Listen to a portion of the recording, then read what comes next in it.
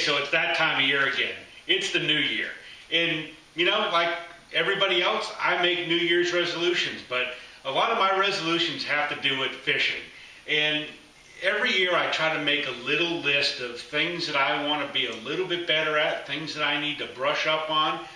Maybe it's techniques that I really just totally shy away from out in the water. Because, you know, we're all guilty of this, that we fish our own strengths when we're out fishing, and sometimes we get complacent in, you know, different ways to catch fish and different styles of fishing that we like to do, and we really stray away from fishing lots of different patterns that really are very effective out in the water. And I find myself guilty of doing this too. So usually the beginning of every year is I make a little list of, you know, things that I want to get better on, and maybe some goals that I want to try to achieve for the upcoming year, and I write those down, and I keep them and I refer to them, you know, once a week or several times a month, and kind of look over things. And, you know, when it's time to actually get out there in the water, I try to put this together. And it might be, you know, the case where, you know, okay, I do a lot of crankbait fishing, but I don't necessarily fish a lot of very deep crankbaits. That's something that I want to get better on, obviously, for this year. You know, looking at some of the events and some of the places we're going to fish, deep cranking is really going to come into play, as it does with every year. Some of the other things could possibly be, you know, reverting to fishing spinning gear and light finesse baits, which is another thing that I really tend to shy away from.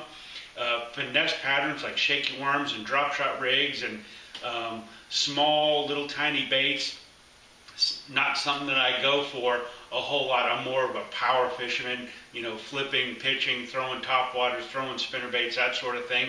But there's absolutely times during the year when you need to break out the finesse gear and the spinning rod and the light line and the small baits, and really try to put a few more fish in the boat. And that's whether you're recreational fishing or tournament fishing like I am.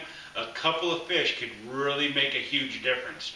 And I take a look at, you know, throughout the year, how many, you know, one fish or one more fish tournaments would have really made a huge difference. There's really a fine line between not having a good event and having a really good event. And I can think of several right off the top of my head where if I'd have just caught one more fish or maybe culled one more time, I'd have had a really good day instead of just a fair day. So make yourself some, you know, goals for the coming season. Make yourself some resolutions. Learn some techniques that, you know, you wouldn't normally go out and fish, and you definitely will be a better fisherman in the process. I'm Mike DelVisco, and I'll see you on the water. And for more bass fishing info, log on to FINS'nTALES.com or like them on Facebook. Fins and Tales, your hotspot for bass fishing stories, videos, people, places, events, how-tos, product reviews, and so much more.